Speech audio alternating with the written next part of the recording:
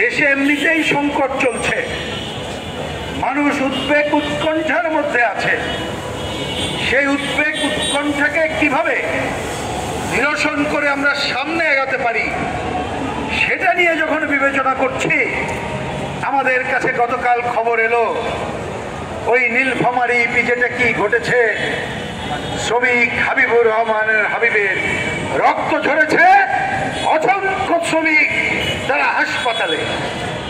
ঘটনা কি আপনারা শুনেছেন? শ্রমিকদের ছাঁটাই করেছে, ছাঁটাইয়ের বিরুদ্ধে সংগ্রাম চলছিল। পরের দিন কাজে গেছে, দিয়ে যেয়ে দেখে কারখানা বন্ধ করে দেওয়া হলো। এখন ভাই ধরেন এই যে সামনে একটা হোটেল, কর্মচারীরা এসে যদি দেখে সকালে কাজ নাই, তো তো স্বাভাবিক রাস্তায় বসবে না, তো করবে নাকি? এই যে এখানে আমরা সভা করছি, পল্টন মোড়টা অবরুদ্ধ, আমাদের মিছিলটা হয়তো সংক্ষিপ্ত করতে হবে। তাহলে ওইটা কি শ্রমিকের দোষ নাকি সংকট যে সরকার নিরসন করতে পারলো না এই দায় সরকার এড়াতে পারবে না? আমাদের সাথে সরকারের বিভিন্ন সময় দেখা হয়, মাঝে একটা কর্মসূচিতে এখন যদি এই শ্রম উপদেষ্টা উনি আমি একই সাথে একটা বক্তৃতা করছিলাম, তা আমি ওনার পাশে বসা, উনি আমার পরে বক্তৃতা করবেন। তা আমি বক্তৃতার সময় খালি এটা বললাম যে এই যে আমি আপনার পাশে যে বসে আছি, কিছুক্ষণ পরে যে কমিউনিস্ট পার্টি অফিসে যাব, ওইখানে যে শ্রমিকরা আমাকে ঘেরাও করবে, কারণ শ্রম ভবনের শ্রমিকরা ওইখানে প্রতিদিন বসে থাকে, তাদের বকেয়া মজুরির জন্য আপনি করছেন না। উনি বললো যে আমি বক্তৃতায় বলব। উনি বক্তৃতা করে বললেন অনেক কথা, তার মধ্যে আমি ওনার বক্তৃতা তো আর বলার দরকার নাই। বললেন আমি চেষ্টা করছি, অনেক মালিকের দলিল আমার কাছে, সবার মধ্যে বলছেন, এইটা আমি বেঁচে টেচে চেষ্টা করছি, আর অনেক কিছু আমি পারছি না, পারাটা কঠিন। তা কথাটা একেবারে মিথ্যা বলেছে তা না, আমি পরেরটা বলছি, মানে দলিল বেঁচে পারাটা কঠিন, কিন্তু যে ব্যর্থতা সেটা কোথায়? সরকারের শ্রমমন্ত্রী হিসাবে, উপদেষ্টা হিসাবে শ্রমিকের ন্যায্য পাওনা আদায় করে দিতে পারলো না, এটা হলো তার ব্যর্থতা। ঠিক একইভাবে আপনারা দেখবেন বকেয়া, এই যে কোরবানি গেল তার আগে রোজারি, সেইখানে যারা চুক্তি হচ্ছিল এই ঢাকাতে সেই চুক্তি তারা পূরণ করতে পারে না। তাহলে এই পিছেটা হত্যা করে আন্দোলন দমন করতে চায়, আজ শ্রমিকের পাওনা দিতে পারে না। আজকে সকালেও উত্তরাতে শ্রমিক বিক্ষোভ চলছে। তাহলে এ দায় কে নেবে? এ দায় সরকারের। এখন সরকার পারে না কেন আমি কথা বলাতে চাই না, পারে না এই কারণে নেতৃবৃন্দ যা বলেছেন। এই সরকার কাদের স্বার্থ রক্ষা করে এটা বলেন তো ভাই? শ্রমিককে এত গুলি করলো, বাংলাদেশের লুটপাটের কথা তো সবাই বলে, এই লুটপাট কারা করছে? যারা শ্রমিকের উপরে দাঁড়িয়ে ক্ষমতায় ছিল, তাই তো?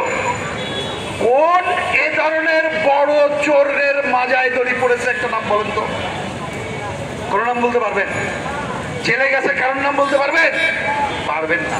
বরঞ্চ ঋণ খেলাপির পরিমাণ বেড়ে চলেছে, মানে এদের যা ঋণ আগে নিয়েছিল ওইটাও মাজায় দড়ি দিয়ে আদায় করতে পারে নাই।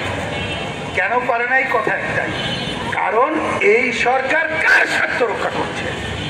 যদি এই সরকারের কাছে আমরা প্রত্যাশা করি না, যেহেতু অন্তর্বর্তী সরকার, আমরা এই যে একটা অন্তর্বর্তীকালীন সময় আছে, যার জন্য তাকে বলেছি দ্রুততম সময়ে ক্ষমতা হস্তান্তরের জন্য জনগণের প্রত্যক্ষ ভোট দিয়ে তুমি তোমার কাছে ফিরে যাও। কিন্তু আমরা দেখছি এই সরকার যত দেরি করছে ততই এই শ্রমিকের বুকে শুধু গুলি না, আমাদের দেশকে সাম্রাজ্যবাদ এবং আধিপত্যবাদী শক্তির আষ্টে পৃষ্ঠে বেঁধে ফেলানোর কাজ তারা করছে। অতএব আমরা আজকে এখানে দাঁড়িয়েছি, এই শ্রমিক হত্যা কেন হলো এই জবাব সরকারের কাছে চাওয়ার জন্য। একই সাথে সরকারকে বলতে চাই, যারা হত্যাকারী শুনলাম যৌথ বাহিনী, ওইখানে যে নাকি গুলি করে হত্যা করেছে, তাহলে চিহ্নিত করেন। আমরা ছবি দেখলাম রক্তের মধ্যে ভুলে, তাহলে এইটা কি? এইটা দেখার জন্য তো আমরা গণঅভ্যুত্থান সংগঠিত করি নাই, শত শত মানুষের লাশের উপরে দাঁড়িয়ে গণঅভ্যুত্থান সংগঠিত হয় নাই। গণঅভ্যুত্থানের পরে আজকে পর্যন্ত জাতীয় ন্যূনতম মজুরি নিয়ে আলোচনা হলো না, শ্রমিকের নিশ্চয়তা নিয়ে আলোচনা হলো না, অনেক বিষয় নিয়ে আলোচনা হলো। মৌলিক অধিকারের আলোচনা যখন আসলো, আলোচনাটা বন্ধ হয়ে গেল। সুতরাং আমরা এই সরকারের কাছ থেকে বেশি চাই না, কিন্তু যতক্ষণ ক্ষমতায় আছো ততক্ষণ পর্যন্ত এই শ্রমিকের যে অধিকার সেইটার নিশ্চয়তা দেওয়ার জন্য এই ধরনের হত্যা হামলা বন্ধ করো। আর শ্রমিকের কাজের যে যতটুকু গ্যারান্টি আছে এই গ্যারান্টি নিশ্চিত করো। শ্রমিক সাজাই বন্ধ করো। এই কাজ যদি না করো, শ্রমিকরা ফুসে উঠবে, আমাদেরও রাজপথে নেবে, সংগ্রাম পরিচালনা করতে হবে।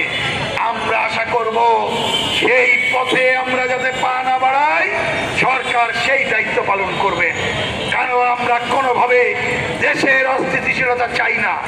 আমরা জানি বাংলাদেশকে অস্থিতিশীল জায়গায় নিয়ে যাওয়ার জন্য নানা ধরনের ষড়যন্ত্রকারীরা আছে।